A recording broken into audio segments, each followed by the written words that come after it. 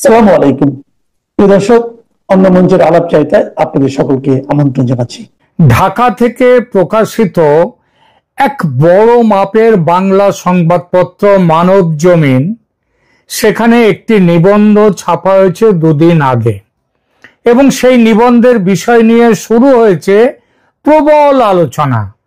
আওয়ামী লীগের নিবন্ধটি হচ্ছে বাংলাদেশের রাজনীতিতে আওয়ামী লীগের ফিরে আসা কোন পথে হতে পারে, কিংবা আওয়ামী লীগের সামনে কি পথ আছে, কি সেই বিষয়ে দুটো পথের কথা বলা হয়েছে। একটা হচ্ছে শেখ হাসিনাকে মাথায় রাখলে দলটি ডুবে মরবে, কারণ দেশের মানুষ ভয়ঙ্করভাবে আওয়ামী লীগের এবং শেখ হাসিনার বিরোধী হয়ে গেছে। সবকিছু করেছেন যা, সেটা শেখ হাসিনা, তার জন্যই হয়েছে বাংলাদেশে। সুতরাং হাসিনাকে মাথায় রেখে যদি দলটি চলার কথা ভাবে তাহলে দলটি ডুবে মরবে। এবং দুই, শেখ হাসিনার বদলে অন্য কাউকে নেতৃত্বে নিয়ে এলে দলটি আজ না হোক কাল উঠে দাঁড়াতে পারে। এবার নাকি ভোট হলে 2026-এর ফেব্রুয়ারিতে ভোট হলে 25-30টা আসন পেলেও পেতে পারে। তারপরে সেইটার জোরে যদি শেখ হাসিনাকে ফিরিয়ে নিয়ে আসার ব্যাপারে আন্দোলন পরবর্তী সময় করে এই যে তারা আবার কি বলবো প্রাসঙ্গিক হয়ে উঠতে পারে বাংলাদেশের রাজনীতিতে। এখন প্রাসঙ্গিক নেই। তো এই নিবন্ধে বলা হয়েছে দ্বিতীয় পথটি হচ্ছে আওয়ামী লীগের বেঁচে থাকার ও ঘুরে দাঁড়াবার একমাত্র পথ, এবং সেইটা নিয়ে অনেক ধানাই পানাই ইনিয়ে বিনিয়ে মানে কবে কি হয়েছে না হয়েছে সেই সব কথাগুলো বলার ব্যবস্থা হয়েছে। এই যে দুটো বিকল্প, সেটি যে শুধু এই পত্রিকার বক্তব্য তা কিন্তু নয়। এই কথাটা এসেছে মূলত যুক্তরাজ্য অর্থাৎ ব্রিটেন এবং যুক্তরাষ্ট্র অর্থাৎ আমেরিকার পণ্ডিতদের কাছ থেকে। সেখান থেকে এসছে, সেখানকার বিশ্লেষকরা তারা বলতে চাইছে আওয়ামী লীগের সামনে এই দুটো পথ।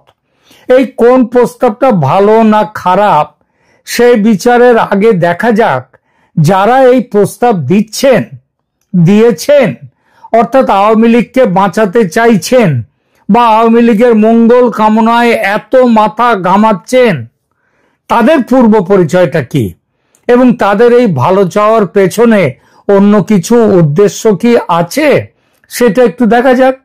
গত বছর জুলাই আগস্টে বাংলাদেশে যে কাণ্ডটি ঘটেছে সেটা যে বিপ্লব বা স্বতঃস্ফূর্ত কোনো গণ অভ্যুত্থান নয়, সেটা তো শেখ হাসিনা অনেক আগেই বলেছেন।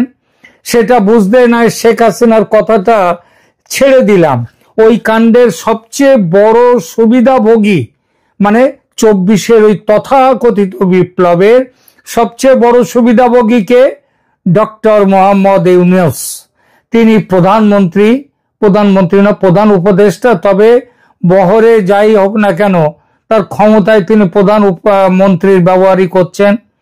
তো সেই যে বড় সুবিধাভোগী ডক্টর মোহাম্মদ ইউনূস, তিনি নিজে কি বলেছেন নিশ্চয়ই অনেকেই ভুলে যাননি সে কথাটা।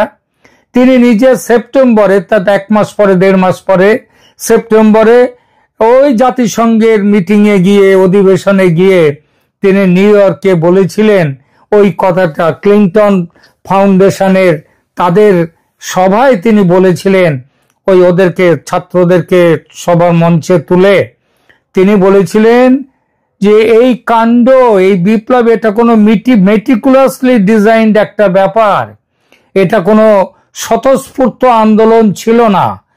আর এই বিপ্লবের অন্যতম মাস্টার মাইন্ড হিসেবে তিনি দেখিয়ে দিয়েছিলেন মাহফুজ আলমকে। ইউনূস সাহেব ষড়যন্ত্র শব্দটি ব্যবহার করেননি, কিন্তু তিনি যা বলেছিলেন তারপর ওই কাণ্ডকে ষড়যন্ত্র ছাড়া আর কিছু বলা যায় না। এই ষড়যন্ত্রের মূল পাণ্ডা ছিল কারা? আওয়ামী লীগের সরকার ফেলে দেওয়ার পেছনের যে কলকাঠি, সেটা কারা নেড়েছিলেন? বিদেশে ওই পশ্চিমা শক্তি, তারা দেশের শক্তিকে তারা উস্কে দিয়েছিল, আগুনটা জ্বালিয়েছিল, পেট্রোল সবকিছু এনে গুছিয়ে দিয়েছিল। তাই তাদের মধ্যে আবার ওই বিদেশে যারা ছিল তাদের মধ্যে আবার মুখ্য ভূমিকায় ছিল ওই দুই দেশ যারা আজ আওয়ামী লীগকে বাঁচাতে প্রেসক্রিপশন নিয়ে এগিয়ে এসেছেন মার্কিন যুক্তরাষ্ট্র এবং ব্রিটেন। শেখ হাসিনা সরকারের পতন ঘটাতে এই দুই দেশের নেতৃত্বে, বিশেষ করে মার্কিন যুক্তরাষ্ট্রের নেতৃত্বে পশ্চিমের ঢাকায় স্থিত দূতাবাসগুলো কিভাবে ঝাঁপিয়ে পড়েছিল হাসিনাকে উৎখাতের জন্য, সেটা উল্লেখ করে এই প্রতিবেদনের সময় নষ্ট করব না। সেসব আর গোপন নেই। এই পশ্চিমী শক্তির দোসর হয়ে ঝাঁপিয়ে পড়েছিল জাতিসংঘের মহাসচিব গুটেরেস এবং মানবাধিকারের জাতিসংঘের কর্তা ভলকার তুর্ক। তুর্ক সাহেবের ধমকানিতে ওয়াকারুজ্জামান যে সেনাবাহিনীকে নিষ্ক্রিয় করেছিলেন, নইলে ওই শান্তি মিশনের বাংলাদেশি যারা গিয়েছিলেন তাদেরকে ফেরত পাঠিয়ে দেওয়া হবে সেনাদের, এইটা বলে তিনি সেনাবাহিনীকে নিষ্ক্রিয় করেছিলেন। তো এটা ওই তুর্ক সাহেব কিন্তু নিজেই স্বীকার করেছেন, পরে নিজ মুখে বলেছেন তিনি ফোন করেছিলেন ওয়াকারুজ্জামানকে, ফোন করে বলেছিলেন শক্তি প্রয়োগ যেন না করা হয় কাদের, ওই আন্দোলনের নামে যারা ষড়যন্ত্র করতে এসেছিল তাদের বিরুদ্ধে। আর আজ দেখুন একেবারে উল্টো ব্যাপার, জাতিসংঘ বলছে আওয়ামী লীগকে নির্বাচনে অংশ নিতে দিতেই হবে, আর যুক্তরাষ্ট্র কি বলছে, বলছে কি করলে আওয়ামী লীগের ভালো হবে তার জন্য তারা প্রেসক্রিপশন লিখতে বসেছে। আহা, কত যেন প্রেম আওয়ামী লীগের ওপর। এবার আসি প্রেমের ওই আসল চেহারাটা কি এবং কেন, সেটা নিয়ে দু চার কথায়। এদের সবার শত্রু শেখ হাসিনা, কারণ শেখ হাসিনা ক্ষমতায় থাকলে no Saint Martin's Island, no Chattogram port, no human corridor, no পুতুল সরকার ইন বাংলাদেশ। শেখ হাসিনা থাকলে বাংলাদেশ সার্বভৌম দেশ থাকবে। তাই আওয়ামী লীগ মানে শেখ হাসিনা ছাড়া আওয়ামী লীগ যদি হয় তাহলে তাদের বড় সুবিধে। এই ষড়যন্ত্রকারীদের বিশ্বাস যে বিষ দাঁত ভেঙে দিলে যেমন কেউটে সাপ কামড়ালেও কেউ মরে না, কোনো ভয় নেই, তেমন শেখ হাসিনাকে নির্বাচনে পাঠাবার পর যে আওয়ামী লীগ থাকবে সে হবে ওই নির্বিষ কেউটে, তার থেকে ভয় নেই, এটা তাদের বিশ্বাস। আর এই উদ্দেশ্য নিয়ে নেমে পড়েছেন তারা। এতকাল শোনা যাচ্ছিল আওয়ামী লীগ কার্যত নিষিদ্ধ, নির্বাচন কমিশন তার নিবন্ধন সাসপেন্ড করে দিয়েছে, শেখ হাসিনা ও অন্য নেতাদের বিরুদ্ধে এত মামলার নিষ্পত্তির পর তাদের সুযোগ থাকবে না নির্বাচনে অংশ নেবার। সবাই মোটামুটি ধরে নিয়েছিল আওয়ামী লীগ নেই মাঠে, অতএব বিএনপির জয় সুনিশ্চিত। প্রধানমন্ত্রী তারেক রহমান, রাষ্ট্রপতি ডক্টর মোহাম্মদ ইউনূস, প্রথমে মোহাম্মদ ইউনূস, তারপর ট্রেসি অ্যান্ড জ্যাকবসন, এরা দুজনেই আলাদা আলাদা ভাবে লন্ডনে গিয়ে তারেকের সঙ্গে বৈঠক করে সব পাকা করে এসেছিলেন। আওয়ামী লীগের নামগন্ধ কোথাও ছিল না। হঠাৎ কেন তাহলে এখনকার এই যে ছন্দপতন? কারণ সারা পৃথিবী জুড়ে দাবি উঠছে আওয়ামী লীগকে বাদ দিয়ে নির্বাচন করলে যে অপরাধী করা হচ্ছে শেখ হাসিনাকে, তার থেকেও আরো বড় অপরাধ সেটা এসে পড়বে এই নতুন করে নির্বাচন হলে ইউনূসের গণতন্ত্রের উপর।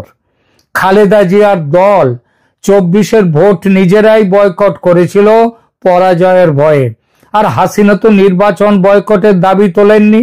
তার নির্বাচিত সরকারকে অন্যায্যভাবে সরিয়ে দেওয়া হয়েছে ষড়যন্ত্র করে, তবু তিনি বলছেন তিনি নির্বাচনে অংশ নেবেন নির্বাচন করলে, এবং তার একটাই কথা যে ইউনূস সরকারের অধীনে নির্বাচন হবে না, হলে সে নির্বাচন নিরপেক্ষ থাকবে না। সুতরাং তাহলে হাসিনাকে তো বাদ দেওয়ার কোনো কারণ থাকতে পারে না, কোনো যুক্তি নেই। 24-এর ভোট বয়কটের পিছনে বিএনপির একটা দাবি ছিল যে দলীয় সরকারের অধীনে নির্বাচন নয়, নিরপেক্ষ কেয়ারটেকার সরকারের অধীনে নির্বাচন করতে হবে। তাই এটা পৃথিবীর কোনো বড় গণতান্ত্রিক দেশে এই ধরনের জিনিস নেই। আছে 3টে মাত্র দেশে, একটা হচ্ছে এই বাংলাদেশ ছিল, একটা পাকিস্তান, আর একটা ইরাক। সেখানে ভোটের আগে সরকার পদত্যাগ করে তারপরে ভোট হয়, তো সেখানে গণতন্ত্রের কি হাল হয়েছে পাকিস্তানে, সেটা কেউ কি দেখতে বাকি আছে কারো? সেখানে ইমরান খানের সরকারকে কিভাবে হটিয়ে দিয়ে এদেরকে নিয়ে আসা হলো শাহবাজ শরীফের সরকারকে।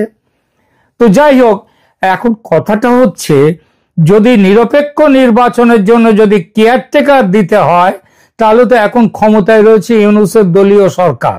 এনসিপি প্রত্যক্ষভাবে তার নিজের দল, আর জামাত বিএনপি এরা তার পরোক্ষ নিজের দল। তাহলে তার তো পদত্যাগ করা উচিত নির্বাচনের কথা বলার আগে। তিনি কি করবেন পদত্যাগ? নতুন কেয়ারটেকার সরকার কি আসছে ভোট করাতে? কবে আসছে তারা? কবে আসছে নতুন সরকার? আচ্ছা, এইবার এই কথাটা ছেড়ে দিয়ে আসে আওয়ামী লীগের জন্য যে প্রেসক্রিপশন নিয়ে আসছে আজ পশ্চিমের দুনিয়া। হঠাৎ সেই প্রেসক্রিপশনটা নিয়ে এলো কেন তারা? আসছে কেন তারা? তারা বলেছে আওয়ামী লীগের নেতৃত্ব পরিবর্তন করলে নাকি আওয়ামী লীগ আবার ক্ষমতায় আসার, এক্ষুনি নয়, 26-এ নয়, তারপরে টরে তারা আসবে। এইসব যুক্তি দেখাচ্ছেন এইসব পণ্ডিতরা। একবার নজর রাখি সেই দিকে, কেন তারা বলছেন শেখ হাসিনাকে মাথা থেকে সরিয়ে দিতে হবে, নেতৃত্বের পরিবর্তন করতে হবে। এরা বলছেন আওয়ামী লীগের মধ্যস্তরের কর্মীরা, তারা নাকি ক্রমশ তাদের মধ্যে এই ধারণা বড় করে গড়ে উঠছে যে দলকে তার ভুলগুলো নিয়ে আত্মসমালোচনা করতে হবে। অর্থাৎ যে ভুল এতদিন করেছে, ভুল করুক আর অপরাধ যেটাই বলুন না কেন, তার জন্য আওয়ামী লীগকে ক্ষমা চাইতে হবে। তাজউদ্দিন আহমেদের ছেলে এবং প্রাক্তন প্রতিমন্ত্রী সোহেল তাজ, তিনি বলেছেন যে আওয়ামী লীগকে অবশ্যই বাংলাদেশের মানুষের কাছে অন্যায়, নিপীড়ন, দুর্নীতি এবং কোটি কোটি টাকা লুণ্ঠনের জন্য ক্ষমা চাইতে হবে। অর্থাৎ অভিযোগ যা উঠেছে তা প্রমাণিত হওয়ার আগেই, যেমন এরা এই এতদিন 1 বছরের বেশি হয়ে গেছে, এখনো কোথায় কোথায় কোটি কোটি টাকা কোন দেশের কোথায় বাইরে পাঠানো হয়েছে তার কোনো হিসাব এরা কিচ্ছু আনতে পারেনি। তো তাকে সোহেল তাজ নাকি বলেছেন যে দল এগুলো ক্ষমা চেয়ে নিলেই আওয়ামী লীগ আবার ফিরে আসবে। সোহেল তাজের রাজনৈতিক বোধবুদ্ধি কতটা আছে বা আদৌ আছে কিনা এই প্রশ্ন, ওটা খুব স্বাভাবিক। মানুষ কিন্তু মনে করে তার এইসব রাজনৈতিক বোধবুদ্ধি কিচ্ছু নেই। সুতরাং রাজনীতির আলোচনায় এইসব উক্তির উপর ভর দিয়ে সিদ্ধান্ত নেওয়ার প্রশ্নই ওঠে না। বিএনপি দলের খালেদা জিয়া কি 10 ট্রাক অস্ত্র পাচার মামলার জন্য ক্ষমা চাইবেন জাতির কাছে? গ্রেনেড হামলার জন্য কি বিএনপি দল ক্ষমা চাইবে? বিএনপির শাসনকালের দুর্নীতি, ওই কি হাওয়া ভবন, সেটা কম ছিল দুর্নীতির সেখানকার জায়গা? অনাচার আর অত্যাচারের ফিরিস্তি, দুর্নীতি এসব বিএনপির আমলে কম ছিল, একথা কেউ বলবে না। বিএনপি কি তার জন্য ক্ষমা চাইবে? বিএনপি ক্ষমা চাইবার কথা ভেবেছে? রাজনৈতিক বিশ্লেষক এবং জাহাঙ্গীরনগর বিশ্ববিদ্যালয়ের অধ্যাপক আল মাসুদ হাসানুজ্জামানের মতে দলের কট্টর অবস্থান এবং সিদ্ধান্তগুলো জন্যই জনরোষ ওইভাবে জ্বলে উঠেছিল। গণ অভ্যুত্থান সহজ হয়েছে হাসিনা নাকি তার অত্যাচারের জন্য। তিনি বলেছেন যে আওয়ামী লীগ একটি উল্লেখযোগ্য এখন ইমেজ সংকট এবং নেতৃত্ব সংকটের মুখে। আরে বাবা, যেখানে বিসমিল্লাহ গলদ, যেটা বিপ্লব নয় একটা ষড়যন্ত্র ছিল, সেটা প্রথমে ভুল বুঝলেও এখন মানুষ ঠিক জেনে গেছে। এইসব পণ্ডিতরা যারা এইসব কথা বলেন, শেখ হাসিনার অত্যাচারের জন্য মানুষ জ্বলে উঠেছিল, তারা মাঠে ঘাটে একটু কান পাতলেই শুনতে পাবেন মানুষ কি বলছে। মানুষ বলছে ফিস ফিস করে নয়, এখন জোরে জোরেই বলছে শেখ হাসিনার আমলেই ভালো ছিলাম। কেন বলছে কথা মানুষ? ভাবুন, একটু ভাবুন। আর এক বড় বিশেষজ্ঞ, ইলিনয় স্টেট ইউনিভার্সিটির আমেরিকার অধ্যাপক ও রাজনৈতিক বিশ্লেষক আলী রিয়াজ, ইনি আবার সংবিধান সংশোধনের দায়িত্ব প্রাপ্ত। ইনি আওয়ামী লীগের জন্য পুনরুত্থানের, আওয়ামী লীগের ফিরে আসার 4টি শর্ত নির্ধারণ করেছেন। কি কি শর্ত শুনলে গা মাথা জ্বলে উঠবে। তিনি বলেছেন ক্ষমতায় থাকার 16 বছরে, বিশেষত 2024 সালের গণ অভ্যুত্থানের সময় সংগঠিত অপরাধের জন্য স্পষ্ট ক্ষমা প্রার্থনা। তাহলে ওই বিপ্লবের না ষড়যন্ত্রের পরে এই গত 14 মাস ধরে যেসব করেছে এই সরকারের আমলে, তার জন্য সে কি এই মোহাম্মদ ইউনূসকে ক্ষমা চাইবে? হ্যাঁ, ক্ষমা চাইবে আলী রিয়াজ? বলুন না। 2 নম্বর, বর্তমান মতাদর্শ ত্যাগ করে তাদের এগিয়ে চলতে হবে। আওয়ামী লীগের মুখ্য মতাদর্শ কি? মুখ্য মতাদর্শ হচ্ছে তাদের বাঙালি আনা, তাদের বাঙালি স্বাদেশিকতা বোধ, তাদের মুক্তিযুদ্ধের আদর্শ। তারা পাকিস্তানের বিরুদ্ধে লড়াই করেছিল, সেই লড়াইয়ের আদর্শ। এসব ত্যাগ করে আবার পাকিস্তানপন্থী হয়ে যাবে আলী রিয়াজ মশাই?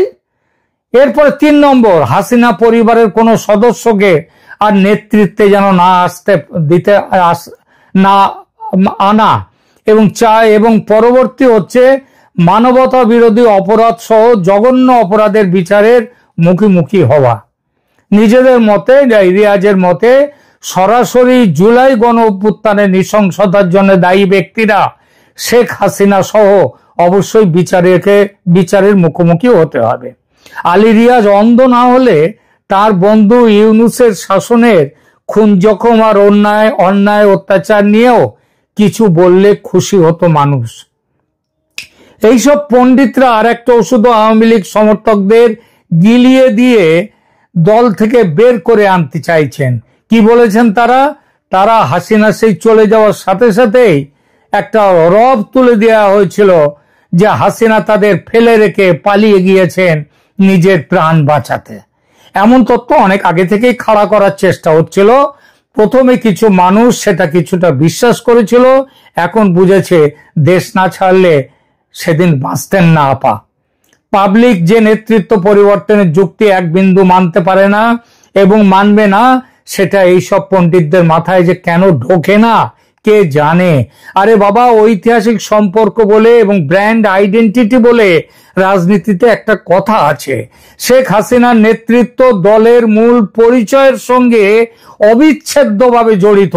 তিনি বঙ্গবন্ধুর কন্যা, আবার তিনি বাংলাদেশের দীর্ঘতম সময়ের প্রধানমন্ত্রী। বাবার পরিচয়ের সঙ্গে উন্নয়নের দিশারি বলে নিজের একটা উজ্জ্বল পরিচিতি তিনি তৈরি করেছেন। দলের যুগ্ম সম্পাদক বাহাউদ্দিন নাসিমের মতে, আমরা একটি আন্তর্জাতিক ষড়যন্ত্রের শিকার, আর এটা দেশের মানুষ বুঝে গেছে। এই ধরনের বক্তব্য বুঝিয়ে দেয় যে দলের নেতা কর্মীরা দৃঢ় বিশ্বাস করে যে শেখ হাসিনাই পারেন দেশকে বাঁচাতে। তার পতন তার অত্যাচারের জন্য হয়নি, তার পতন হয়েছে বাহ্যিক শক্তির হস্তক্ষেপের কারণে। আওয়ামী লীগের মধ্যে একটা বিরাট অংশ মনে করে যে নেতৃত্ব পরিবর্তন হলে দলে আরো ভাঙন চলে আসবে। প্রাক্তন স্বরাষ্ট্রমন্ত্রী আসাদুজ্জামান খান কামালের মতো নেতারা দাবি করেছেন যে আওয়ামী লীগ ইসলামী সন্ত্রাসবাদী এবং সেনাবাহিনীর যৌথ অভ্যুত্থানের শিকার হয়েছে বিদেশি ষড়যন্ত্রে। দলের কর্মী সমর্থকরা বিশ্বাস করে যে শেখ হাসিনার নেতৃত্ব পরিবর্তনের যে কোনো প্রচেষ্টা অগণতান্ত্রিক এবং অবৈধ এবং দলকে শেষ করে দেবে। এই মুহূর্তে দলকে তার পুরনো মর্যাদায় ফিরিয়ে আনতে দরকার শেখ হাসিনার বলিষ্ঠ নেতৃত্ব। জরুরি অবস্থার পর যেভাবে প্রত্যাবর্তন করেছিলেন ভারতে ইন্দিরা গান্ধী, ঠিক সেভাবেই আবার ফিরবেন শেখ হাসিনা। তারা মনে করেন যে এই ধরনের পরিবর্তন কেবলমাত্র রাজনৈতিক প্রতিপক্ষ যারা, তারা এটা চাপিয়ে দিচ্ছে আওয়ামী লীগকে খতম করবার জন্য। শেখ হাসিনাকে বাদ দিয়ে দল গঠনের কথা যারা বলছেন, তাদের একটা বড় বক্তব্য আন্তর্জাতিক অপরাধ ট্রাইব্যুনালে তার বিচার নিয়ে। তারা ধরেই নিয়েছেন এই সব মামলায় দোষী সাব্যস্ত হয়ে শেখ হাসিনার হয় যাবজ্জীবন হবে, নয় তিনি ফাঁসি কাটে ঝুলে যাবেন। মজার কথা, আজ যারা এই ক্রাইম ট্রাইব্যুনালকে এবং তার বিচারকে বৈধতা দিতে গলা ফাটাচ্ছেন, লাফাতে লাফাতে এগিয়ে আসছেন, এরাই কয়েক বছর আগে এই ট্রাইব্যুনালের বিরোধিতায় দিস্তা দিস্তা কাগজে বড় বড় প্রবন্ধ লিখেছেন। Human rights watch, amnesty international, জাতিসংঘ মানবাধিকার পরিষদ সমেত প্রধান আন্তর্জাতিক সংস্থাগুলো হাসিনার গঠিত ট্রাইব্যুনালের বিরুদ্ধে সেদিন নিরপেক্ষতার অভাব এবং আন্তর্জাতিক আইনি মানদণ্ড পূরণ না করার জন্য মারাত্মক সমালোচনা করেছিল। আর সবকিছুর ওপর প্রশ্নবিদ্ধ হয়েছিল আজকে যেটা সেটা হচ্ছে মুক্তিযুদ্ধের সময় সংগঠিত মারাত্মক মানবতা বিরোধী অপরাধের বিচারের জন্য গঠিত ট্রাইব্যুনালের আওতায় 24-এর ষড়যন্ত্রকে কেন যুক্ত করা হলো সেই বিষয়টি। এটা সমস্ত রকমের আন্তর্জাতিক ট্রাইব্যুনাল আইনের বিরোধী। এই সরকারের এই সিদ্ধান্তকে সরাসরি বেআইনি বলেছেন বহু বিখ্যাত আইনবিদ। সেটা কিছুটা মেনেও নিয়েছে সরকার। অন্তর্বর্তীকালীন সরকারের আইন, বিচার ও সংসদ বিষয়ক মন্ত্রণালয়ের উপদেষ্টা আসিফ নজরুল সম্প্রতি একটি সাক্ষাৎকারে বলেছেন যে তারা আন্তর্জাতিক অপরাধ ট্রাইব্যুনাল আইনের ঘাটতিগুলো নিয়ে বিদেশি এবং জাতিসংঘের সংস্থাগুলির তারা যেসব উদ্বেগের কথা বলেছেন সেই উদ্বেগগুলো সমাধান করবেন। আইনের মূল সমস্যাগুলো আইসিটি আইন, যে ইন্টারন্যাশনাল ক্রাইম ট্রাইব্যুনাল যে আইন 1973 আন্তর্জাতিক অপরাধী আইনের নতুন বিবর্তন অনুসারে আপডেট করা হয়নি। বিশেষ করে আন্তর্জাতিক ইন্টারন্যাশনাল যে ক্রিমিনাল কোর্টস, যেটা অপরাধী আদালত, তারপর এই সময় কাঠামোর মধ্যে শেখ হাসিনা এবং তার সহযোগীদের বিচার ন্যায্য হবে না, নিরপেক্ষ হবে না, এটা এখন বলছে সারা পৃথিবীর আইনজ্ঞরা। আন্তর্জাতিক বিচার commission, international court of justice, তারা বলেছে যে আন্তর্জাতিক অপরাধ ট্রাইব্যুনাল ন্যায্য বিচার এবং যথাযথ প্রক্রিয়ার আন্তর্জাতিক মানদণ্ড মেনে চলে না।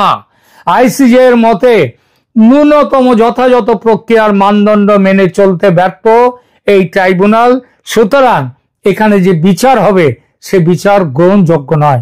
এই যেখানে ট্রাইব্যুনালের বিশ্বাসযোগ্যতা, সেখানে তাদের রায়ে শেখ হাসিনা দোষী সাব্যস্ত হবেন এবং তাকে দলের ত্যাগ করা উচিত, এটা যারা বলছেন তারা আওয়ামী লীগের বন্ধু সাজছেন শত্রুতা করার উদ্দেশ্য নিয়ে, আওয়ামী লীগকে শেষ করার উদ্দেশ্য নিয়ে। এই খেলা বুঝতে আর ভুল হবে না বাংলাদেশের মানুষের। বিশেষ করে গত বছরে তথাকথিত বিপ্লব চোখে আঙুল দিয়ে দেখিয়েছে এই সব শয়তানদের আসল চেহারা। ন্যাড়া একবার বেলতলায় যায়, বারবার যায় না। ঠিক বললাম তো? আজ শেষ করার আগে একটা কথা বলি। গতকাল গেছে বাংলাদেশের প্রধানমন্ত্রী শেখ হাসিনার জন্মদিন। তিনি দীর্ঘজীবী লাভ করুন, তিনি আবার বাংলাদেশে ফিরে আসুন। ঈশ্বরের কাছে, আল্লাহর কাছে, ভগবানের কাছে এই কামনা করি। এখনকার মতো রাখছি, ধন্যবাদ।